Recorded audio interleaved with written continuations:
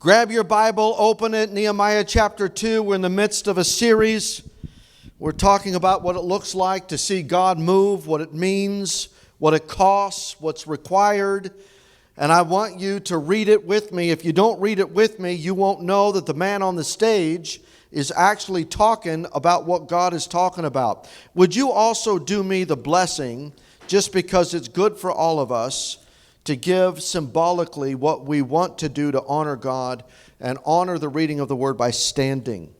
I know it feels like we stood and we sat and now we're standing again. But Nehemiah chapter 2, everybody, verse 1, in the month of Nisan, yes, like the car, in the 20th year of King Artaxerxes, when wine was before him, I took up the wine and gave it to the king. Now I had not been sad in his presence. And the king said to me, "Why is your face sad, seeing you are not sick? This is nothing but sadness of heart." And then I was very much afraid. I said to the king, "Let the king live forever. Why should not my face be sad, when the city, the place of my father's graves, lies in ruins, and its gates have been destroyed by fire?" Then the king said to me, "What are you requesting?" So I prayed to the God of heaven, and I said to the king, "If it pleases the king, and if your servant has found favor in your sight, then send me to Judah, to the city of my father's graves, that I may rebuild it." And the king said to me, the queen sitting beside him, "How long will you be gone, and when will you return?" So it pleased the king to send me when I had given him a time. And I said to the king, "If it pleases the king, let letters be given me to the governors of the provinces beyond the river, that they may let me pass through until I come to Judah. And a letter to Asaph, the keeper of the king's forest, that he may give me timber to make beams for the gates and the fortresses of the temple, for the wall of the city, and for the house that I shall occupy." And the king granted me what I asked, for the good hand of my God was upon me. Father, we do ask that you would bless the reading of your word. And we thank you for that. Thank you, everybody. I'm always grateful when you stand, when we have the opportunity to go through this together. I've often told you that the best way that I can love you is to give you what God says and thinks. That the heart of a pastor who desires the best for the people that he loves is to give to them whatever is required that they might live a life of purpose. And that one day when they see the Lord, they'll hear from him, "Well done, my good and faithful servant." There are characters in the Bible that have received the presence, the power, the favor of God in unique ways. And in those unique frames, Daniel, Meshach, Shadrach, Abednego, Ruth, Esther, Mordecai, the list goes on and on. The favor and presence of God uniquely fell upon his people when they put their trust in him. And there's always a defining moment in the lives of people where they have to decide whether or not they want to take the road less taken or the road that is well traveled. And the road less taken is the road by which you fix your eyes on the author and finisher of your faith, and you give him the opportunity to make a way. There was a horrible song sung on my wedding day. It was a song by which I had absolutely no control over. In fact, I remember sitting in the living room with Joy's family when that song was planned.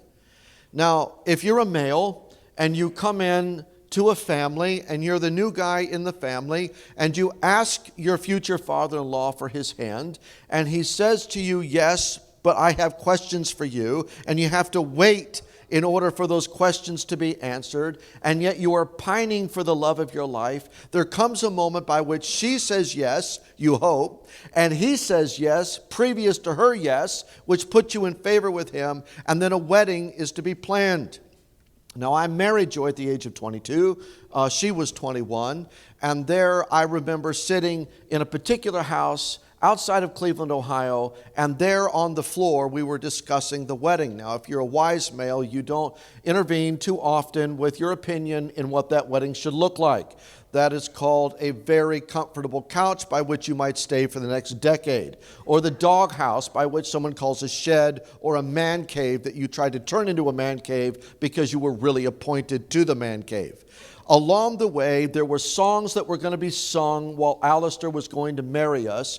We had 8 groomsmen and 8 bridesmaids, and there was a team of worshipers, and I remember standing beside Alistair and him saying to me, "Don't shove the ring on her finger when I say, I give you this ring," which I blew through everything that he said. And then the worshipers came out, and I think for one of the few times that we actually started at Parkside Church, there was worship that took place at a wedding. The song was "God Will Make a Way." It is the driest song, the most boring song, a song by which you would never place at a wedding. And I remember thinking to myself, why is this song a part of our wedding? I don't even know this song. I don't like this song. But even at the age of 22, I was wise. And for a moment in time, I kept my mouth shut. That is wise. And so the worshipers came out and they sang, "God will make a way," oh my gosh, "when there seems to be no way," right? See, you don't even know this song. "He works in ways we cannot see. He will make a way for me," right? It's like that. It's like nails on a chalkboard. It turns out that song has been the mantra of our life. The song I didn't like. The song I never wanted. The song by which I stood and I thought, why are we singing this dreadful disaster? The reason that it matters is because your life has to be marked by something. And if it is to be marked by God, then He's going to put you in positions whereby you are not making a way. God is making a way. And if you want His presence and His power, you will need to stop complaining about the circumstances He allows you to be in, so that your heart's desire, when the purposes and the challenges of life befall you, what will play in the narrative of your mind is "God will make a way." Oh, that dreadful song. It keeps coming back nearly 30 years into marriage.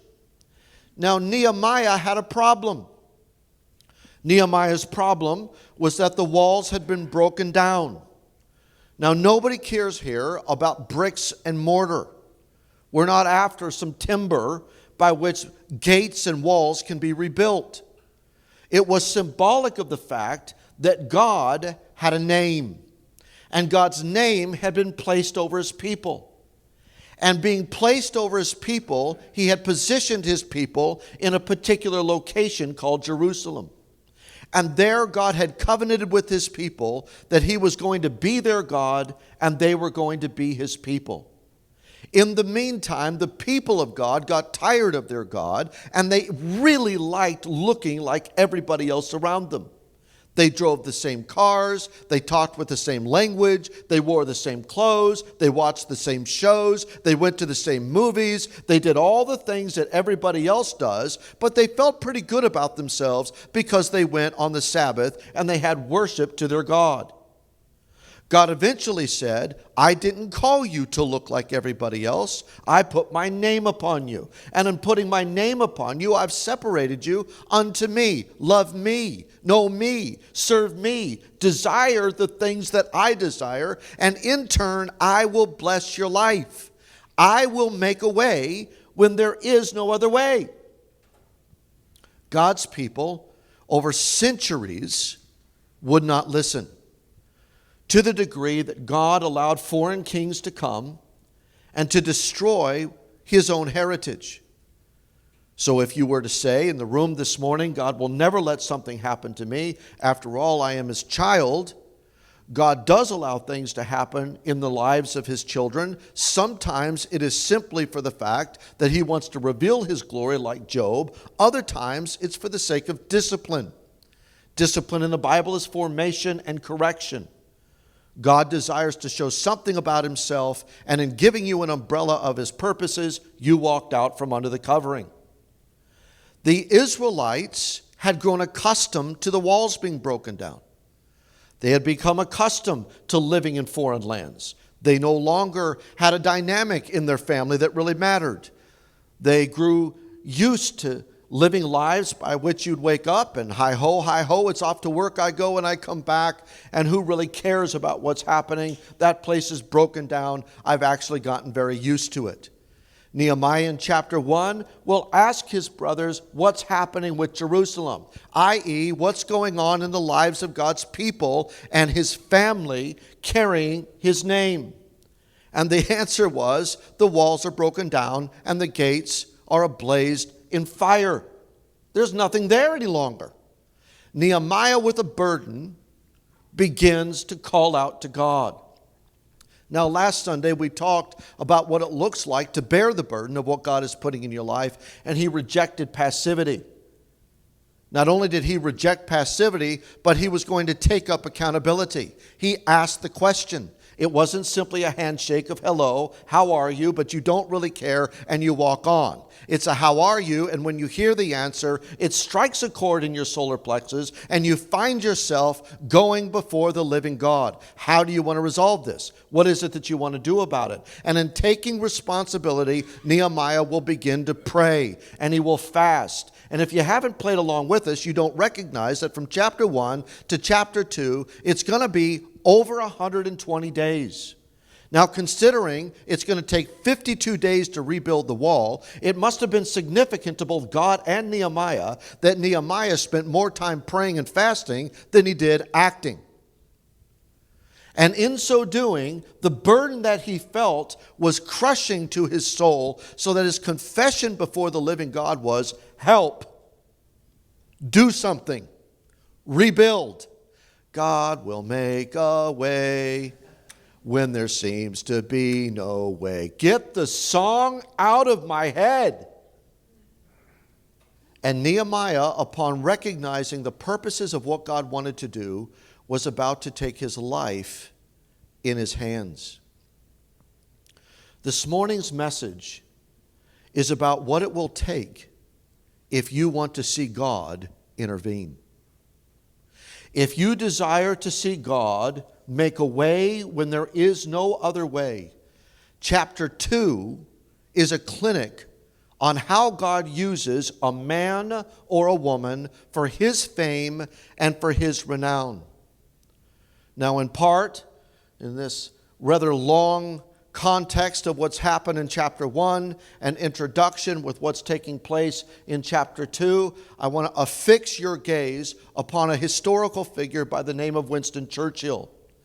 If you were to go to London and you were to find yourself near Parliament, you would discover that near Parliament there is a war room.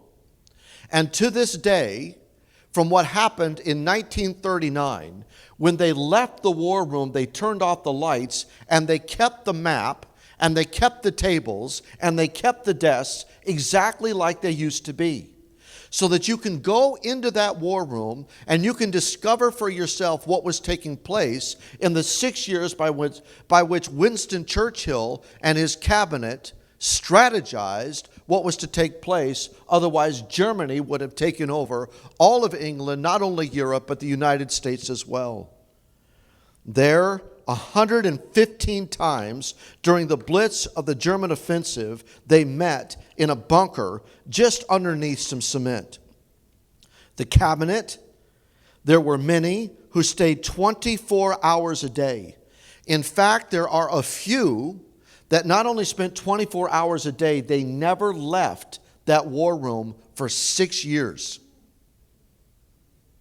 In that war room, there is a map, and that map was indicative of every resource England had.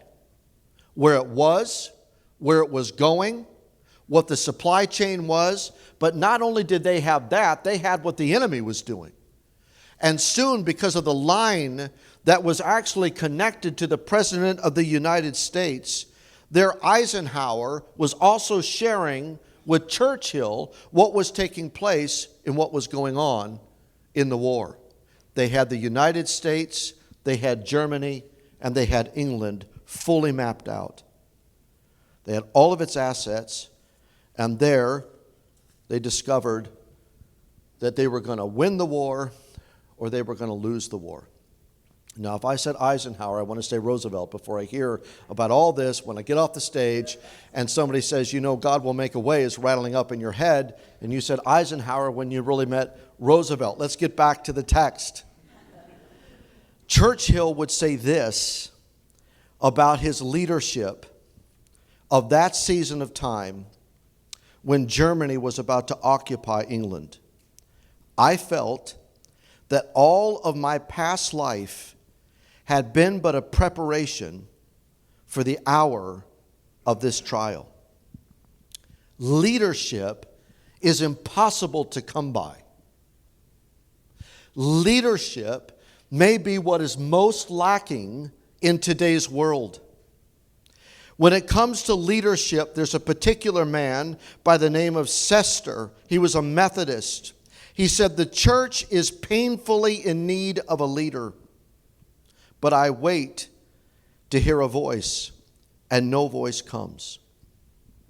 If you desire to be a man or a woman by which God is going to respond to your prayers, and you want to see God bring favor so that life does not have to be as it's always been in the culture and the day by which He has sent you, you're going to have to do three things. You're going to have to face something. You're going to have to pray and plan over something. And you're going to have to act on it. Face it, pray and plan on it, and act on it. In other words, Nehemiah will have to face his fears, strategically plan, regularly pray, and then act. So as I begin in chapter 2, may I ask you this question. What keeps you from allowing God to do what it is that God has promised He can do when you go to Him? What keeps you from being who God has called you to be and doing what God has called you to do? Nehemiah is taking his life in his hands. Now look in the verse 1 of chapter 2. In the month of Nisan, over 120 days later, in the 20th year of King Artaxerxes, when wine was before me, I took up the wine, I gave it to the king. Now I had never been sad in his presence. Well, you say, well, why does that matter? It's the same reason that it mattered for Esther. If you're not given by the king the opportunity to declare that you're in his presence, in this case sad, in Esther's case, the extension of the scepter, you're going to die. You're not to be sad in the king's presence. Nehemiah was not just a man of faith. He was not just hoping on a wing and a prayer. Nehemiah was about to act. In fact, at the end of chapter 1, he's going to say, I was cupbearer to the king, and as previous to that prayer will be, Lord, let your ear be attentive to the prayer of your servant, to the prayer of your servants who delight to fear your name. Give me success to your servant today, and grant me mercy in the sight of this man. Nehemiah, after praying and fasting, was going to act. And his action was going to require that he take a risk. This man was in the palace guard. Many consider him the chief of staff. He was a risk taker by trade. He was going to taste the king's food. He was going to drink from the king's cup. If something had happened, he would be dead first. If he was still alive, the king and the queen could have their food and they could have their drink. In the meantime, he had built a reputation, and he had a lot of influence. There, his reputation was one that the king wanted in his presence. Never does the story tell us that the king didn't like him, sent him on away. He had to go through some sort of a pit plan. Somebody was going to put him under observation, and if they didn't like him, he could go down to the stocks. Nehemiah was one whom people knew. He had been there for some time. And even though he had a heritage very different from the nation around him, he was still in every way one who brought good to the king, to the influence, to the boss by which he worked. When he decided to be sad in his presence, it wasn't because he was sick. It wasn't because he had been one of those guys that you're around and you say, I really don't like this person. They're a VDP, a very draining person. They're the type of individual nobody wants to be around, because when you're around them, every time they talk to you, they have a problem. There's always something that's miserable about them. You want to avoid them, but you don't want to tell them. That was not Nehemiah. Nehemiah was a man of his word. When he showed up, he did the job he was supposed to do. He was trustworthy in his actions. This was strategic on Nehemiah's behalf. Can I ask you a question? What keeps you from just finally fulfilling what God has called or commanded you to do? For some of us, it's fear. It's fear. 366 times in the Bible, every day, including one for leap year, God will in some way speak to the issue of fear. Fear of the unknown. Fear of what happens next. Fear of change. Fear of failure. Fear of success. I don't know what will happen if. And where do we live? We live in the ifs of life. If I do this, that may happen. If I don't do that, I'm not going to experience the success that I want. What does Nehemiah say in chapter 2? That he's not afraid? And the king would say to me, when he recognized I was sad in his presence, why is your face sad, seeing you are not sick? This is the strategy of Nehemiah. This is nothing but sadness of heart. The king is speaking to Nehemiah, and what does Nehemiah say? I had complete courage. I had absolute trusting faith. I had in no way any emotion that had anything to do with the will of God. I am super spiritual. I am caught up in my spiritual underpants. I do exactly what God wants me to do, and I constantly live in a wedgie. No! He says, I was very much afraid. I was very much afraid. Is courage the absence of fear? No.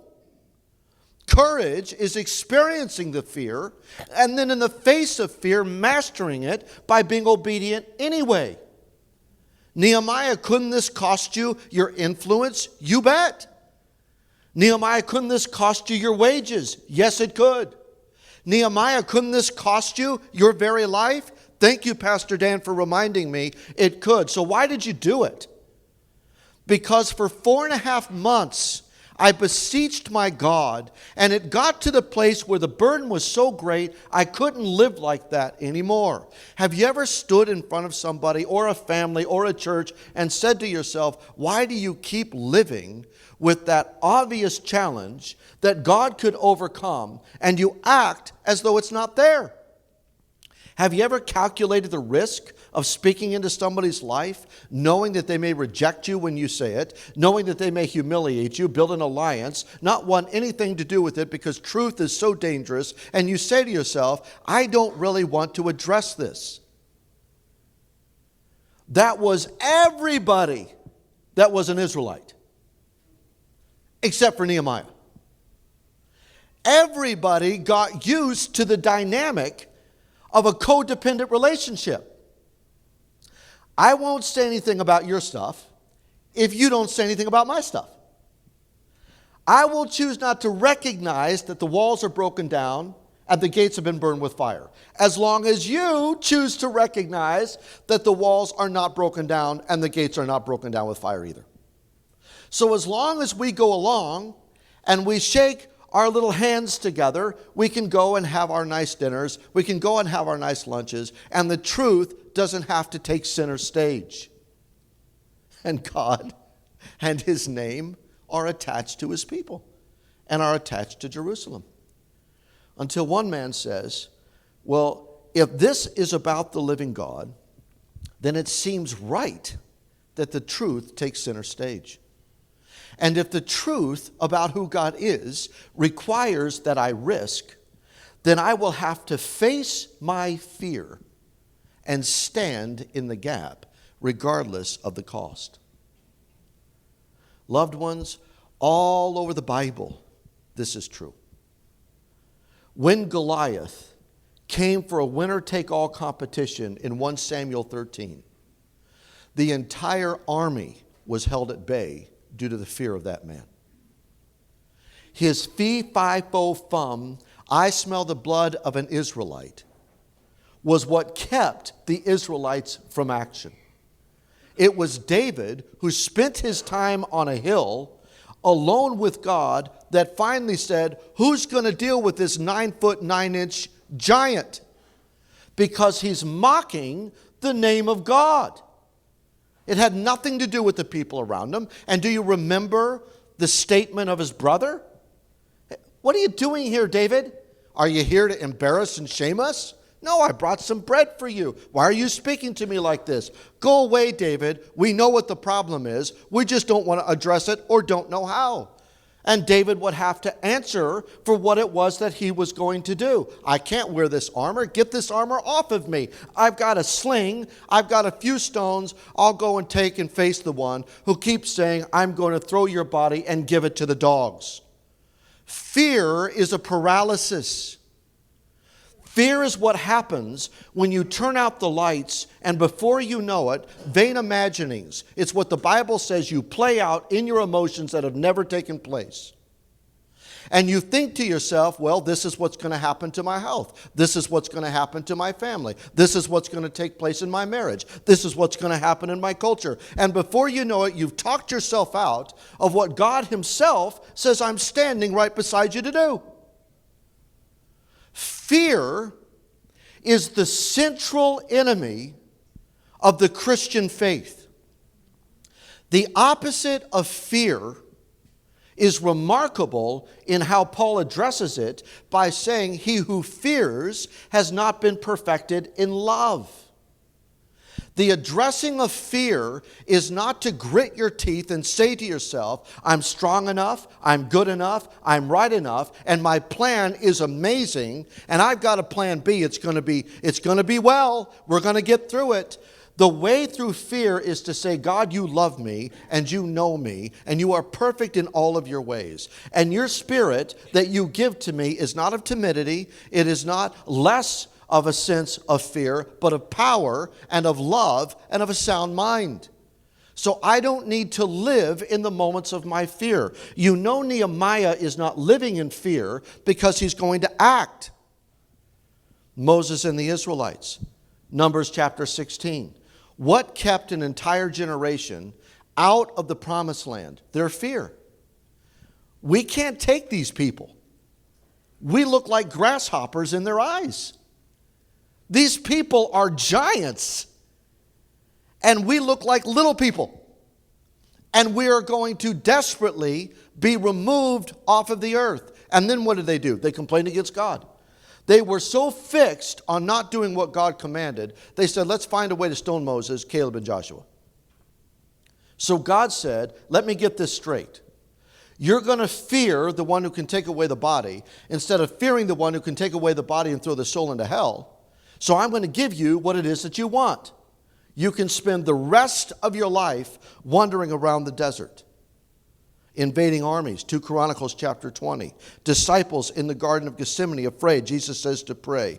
When it comes to fear, what we do is we hide, we run, or we find ourselves coming up with an excuse as to why we don't need to care about the things that God cares about.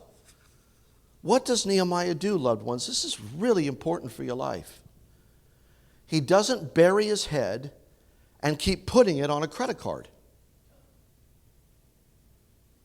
He doesn't bury his head and go find a place to shop. He doesn't bury his head and go to the next relationship. He doesn't bury his head and say, well, I'm going to find something online that makes me feel good for a few minutes. He faces it. God, grant me success. And how does he face it? I'm going to strategically come before my boss who holds my life in his hands, but I'm going to trust the one behind my boss. And in the midst of being very much afraid, because evidently 4.5 months of prayer and fasting didn't stop the fear, I'm going to say, let the king live forever. But why shouldn't I be sad when the place of my father's graves lies in ruins and its gates have been destroyed by fire? Yeah, there's a reason why I'm sad. I'm sad because I belong to a God that is not your God, and my God is literally finding his reputation, being dragged through the mud by the day, and my people no longer care. And King, God has put on my heart a passion for him, and I need to see this get fulfilled. You know what the entire movement of your life comes down to? At the end of the day, when you're looking at the final moments and the doctor says, there's nothing more that we can do, we've done everything that we can. You know the two words that are going to live in your life forever, that it comes down to whether or not you fulfilled the purpose and plan of God? Trust and obey. It's not emotion. It's not even the right plan. It wasn't that you were wiser than everybody else or that you just got lucky on your timing. It wasn't that somewhere along the way you happened to find out with your right breeding and, your decision making of the right person that you married, and now you have a big family, or somehow you have wealth in your 401k. None of those things are going to matter. It's going to be, did you fix your eyes on the one who knows how to overcome every problem that is in this room? Did you trust him, and did you obey him? We don't have a chapter 2 if Nehemiah says, this makes no sense, I'm on my own. We have no chapter 2 if Nehemiah says, the obstacles are so big, I cannot possibly handle this. So I'm just going to go about my own business. He trusts and he obeys. Now, we all know people that are super spiritual. They can quote the Bible in any circumstance. They show up, they're always dressed appropriately. They want to make certain that everybody knows that what they listen to is the fish. They've got all the Christian songs down and they know all about the authors. They hang out in the Bible studies. They know all the Bible studies that go on the hill, down the hill, and everything else going on. They know all the gossip that takes place in church land. What one person went and another person did. What one pastor thought, what another pastor said. What one elder board did, what another didn't do. They know everything about what's going on.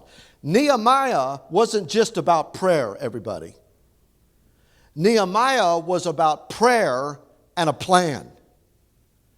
Nehemiah was not spiritual simply to say, I fasted and I prayed. He thought strategically, and he prayed regularly. Now, look at what happens. And the king said, why is your face sad? Well, let the king live forever. Don't you appreciate that, verse 3? It's not, I along the way know who should live forever, and it's not you, king. I really despise your policies and your procedures, so I need to let you know what I think about you and your policies in the meantime of what I'm about to ask you for. No, he pays proper respect to the king. Is the king going to live forever? No. But in his day, is that the proper terminology? Yes. How does he begin? Humbly. Why should my face not be sad? When the place of my father's graves lies in ruins, and its gates have been destroyed by fire. The king said to me, what are you requesting? What are you requesting? Have you ever gone before God? And God said, great. What are you asking? I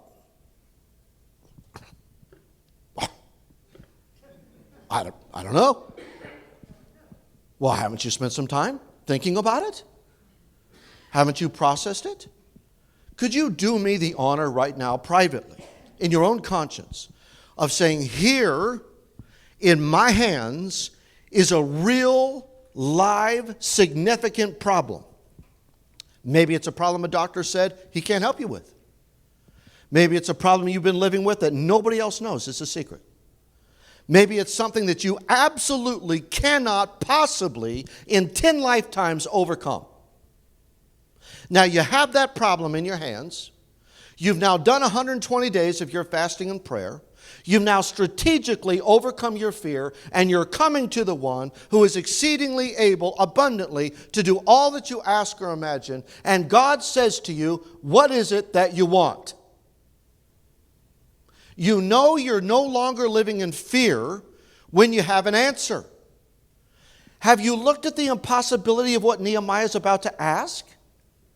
He's about to ask the king for his wealth. He's about to ask the king for his protection. He's about to ask the king to do something for a place the king's never seen. The king doesn't have this God. The king doesn't care about this God, and the king could take the life of Nehemiah. And Nehemiah knows exactly what he wants to answer when the king says, what is it that you want? So I prayed to the God of heaven. Well done, Nehemiah. Why did you pray to the God of heaven? Because I was still very much afraid. And I said to the king, if it pleases the king, and your servant has found favor in your sight, could you send me away from you? Could you send me to Judah, to the place of my father's graves, that I can rebuild it? Could you give me time off? A lot of time? A significant amount of time. And the king said, with the queen sitting beside him, well, how long will you be gone? When will you return? So it pleased the king to send me. I gave him a time. Nehemiah, you had a plan, I had a plan. I was strategically thinking, and I was prayerfully walking. You mean it's both? Well, isn't that faith? Isn't faith more than hearing? Isn't faith hearing and doing? Isn't it possible for you to be a hearer of God's word and not a doer? James says if you do that, you deceive yourself. So faith must have something to do with action, even when you don't see, even when you don't hear, even when you don't feel. There's action that's taking place. Some of you really struggle with the will of God. God, do I go left? Do I go right? God, do I stop? Do I wait? Do I stand still? God, what are you doing if you've allowed this in my life? And God's response to you is Proverbs 3, 5, and 6. You are to trust in the Lord with all of your heart. What is it? That's faith. You are to lean not on your own understanding. What is that? That's the absence of fear. How do you deal with fear? You take your vain imaginings, all the things that you believe could happen, you cast them down before the throne, and you say before God, while this could be true of me, I believe in your promises. And what are the promises of God? That God, for everything that comes your way, He's going to make it good. He's going to use it for His glory. He's going to carry you and walk by your side. Fear not. Why should I fear not? Because even when the waters come, they will not encompass you. Even when the flood waters come, they will not sweep over you. Even when the fire comes to test you, you will not be burned. How come? Because I, the Lord, will walk beside you, preventing the overwhelming flood and the fire by which it burns. I cried out to the Lord, David said. I laid before him my troubles, and he delivered me from all of my fears. How do you handle this thing when you don't know what to do? You bring it before the living God. The will of God gets tested by your walking. I trusted in the Lord with all my heart. I lean not on my own understanding. Isn't that true of chapter 2, verse 3? In all of my ways, not knowing what was to come, I acknowledged my God, and I believed that He was going to direct my paths. Faith is not about seeing what's coming on the other side.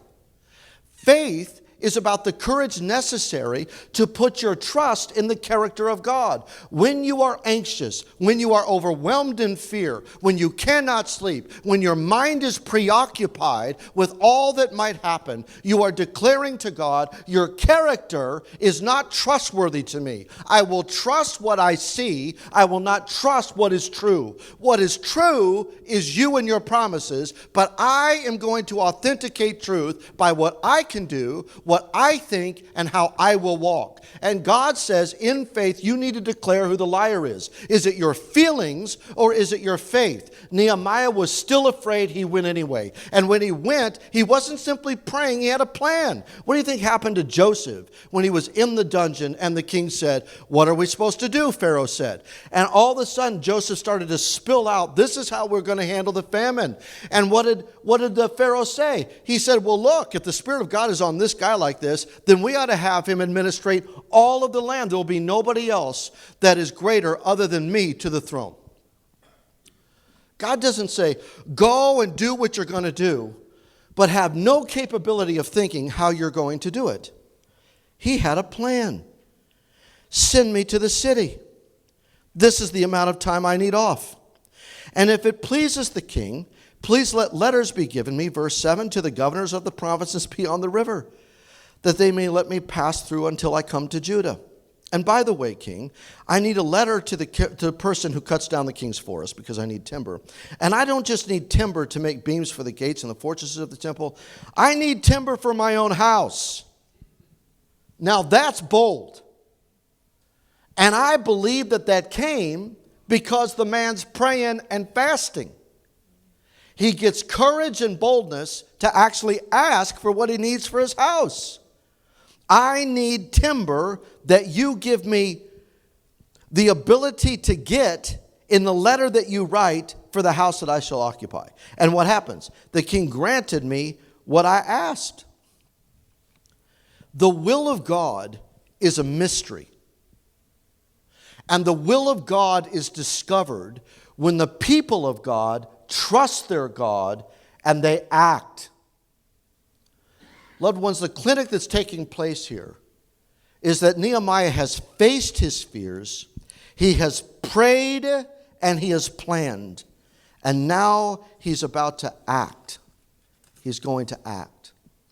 I want to read something to you I often think is missed in the will of God. Psalm 37. Fret not because of evildoers. Be not envious of wrongdoers. Stop paying attention to what everybody else is doing, especially the wicked. For they will soon fade like the grass. They'll wither like the green herb. Trust in the Lord. That means take your eyes off of what could cause you all sorts of trouble, including death, like Nehemiah, and do good. Dwell in the land and befriend faithfulness. Delight yourself in the Lord, and he'll give you the desires of your heart. Commit your way to the Lord, trust in him, and he will act. He will bring forth your righteousness as the light, your justice as the noonday. Why are you getting so bound up in your circumstances in the moment? You are to do what is before you to do. How are you to do it? As faithfully as you can do it. When you do it, how are you to do it? You're to do it for the glory of God. When you do it, are you to do it with no plan? No, you're to do it with a plan. And when you do it, are you supposed to passively sit by? Or are you supposed to actually take a step to trust and obey? He acts. He acts. Haven't you seen people in the church for 10 years, 20 years, 30 years, 40 years, and they have the exact same maturity level every time you see them? Their life is as miserable as the Sunday before. The seasons of their life have passed by and very little has changed except they've gathered some weight around their hips. And you say to yourself, is this the life of a Christian? Could it not be that God has positioned you in the place that you are so that you yourself could discover the greatness of who he is? Could it not be that God doesn't need medical intervention, but has placed you in a season of time by which you have to cry out to him to discover that all along it was him behind the medical need? that you for yourself could walk courageously and victoriously so that you would have the type of success He wants to give you, because it is His renown that He takes up His proper place in your life. All of us have seasons of time, dynamics by which we've been raised, belief patterns that we have that keep God's best at bay. Nehemiah went in the courage that he had, in the strength that he had, willing to sacrifice what he had. And what was God going to do? God was going to give him what he desired. In verse 17, he will say, "It's my purpose that we would come, rebuild the walls of Jericho, and would no longer be in disgrace." We would no longer be in disgrace. Now, can you imagine this? All of a sudden, everybody is wondering in the palace guard, well, maybe I should have asked the king first. I lost everything I could have had. I could have had $1 million. This guy over here, he just won the lottery. And he's leaving? Now, you imagine, he's leaving with an entourage. The man's going to get protection, so here they go with all their limos. They leave with their limos from the man who has all the influence, power, and wealth to give to them. When they leave, they show up to the one who's got wealth. That's the timber cutter. And he says, "Well, thank you, Nehemiah. I see all of your protection, and I get the entourage that you have. But if you actually want what we have, which is the finest timber in the world, you're going to have to produce a letter." "Oh, really? You need a letter? What letter do you need, by the way?" "Well, I don't know. I've never seen this before, but I need some form of a letter." "Would the letter from the king of the world be enough for you? Because here's King Artaxerxes. He's got the letter that you need. And what does it say? Well, let me see. He can have all the timber that he requires." What is the word all timber that he requires? It means that he has enough. Isn't it true when God commissions you to do something, He doesn't have a need by which He cannot supply? What you're looking for is the answer from God, ladies and gentlemen. You're not trying to figure out how you can do it in your own power. You're asking God, "Did you say it?" "Yes, I did." "God, how do you want to do it?" "Let's go and act by faith in the plan that we've done through prayer and strategy. And by doing it, God, we're testing your will by stepping out into the waters to see if you make the waters part. And in so doing, God, you promised that you would supply, and you had more than enough for all means that took place. So we are looking at you. Do you want this? If you do, the evidence of you doing it is that it will be done." And what happens to Nehemiah? The word all, you can have as much timber as you need. So all those trucks back there, you can cut them all down, take as many months as you need, put them all in the trucks, and by the way, you're also paying for my house. So now he's got protection and he's got supply. Now, nobody else had ever requested, desired, been willing to risk to this degree that God would supply? And the answer appears to be no. While Ezra and his team had started the foundation, they became discouraged and they were done. But Nehemiah had a burden given him by God, and he acted on what God commanded. Loved ones, some of you are first-generation Christians in this room. Almost everything you do is seen as something odd to your family. Almost every action you make doesn't make sense to the people that you were raised with. When you look at the culture rejects you, isolates you, and shames you. Do it anyway, if it has to do with God. And when God begins to intervene, people will start by saying, "Well, that was a fluke. I don't know. I guess that's just this guy. Doesn't work for me, but evidently worked for him." Then they will try to do what you're doing. Only they will try to do it in their own strength and power. And God will use His presence over your life in your willingness to trust and obey, to reveal eventually this had nothing to do with you and everything to do with a God that was raising up inside of you that said, I know every obstacle I'm going to give you. All I want you to do is to sing this song. God will make a way. What? When there seems to be no way. And I was very much afraid. And the king said, what do you want? And I said, I want a house. I want your wealth. And I want your protection. Oh, and king, I need some time off. Go. He works in ways we cannot see.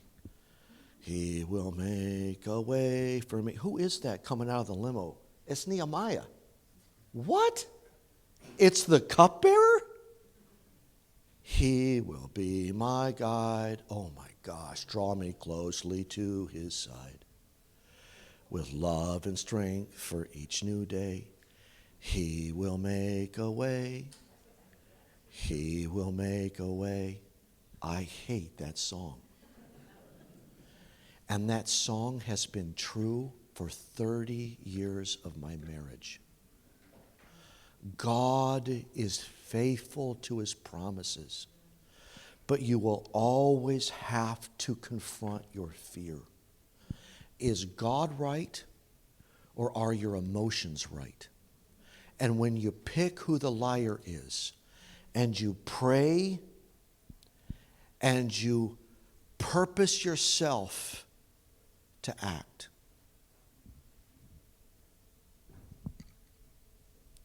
and let God do the rest. I don't know how God's going to build this church. I don't know what he's going to do next. You don't see it, but in the week, I pray. I'm in that room. In the daylight, when everybody can see me, sometimes I don't pace out here. Sometimes I pace where nobody can see me. And I cry out to the Lord. I don't know how he's going to do it. If you told me that God was going to supply for Joy and I for 2 years, I would have said to you the same thing that Nehemiah would say. This is impossible. And it is impossible. You don't do what we do. And somehow, I don't know how, God is going to make a way. And we will do it together. And we will pray, and we will plan, and we will face our fear, and we will act. And when opposition comes, as it did right after this passage in 2, we will keep building, and we will keep fighting. And I pray that in 52 days, somehow, we are singing the most dreadfully boring song that has ever been constructed, but it will be true of this church.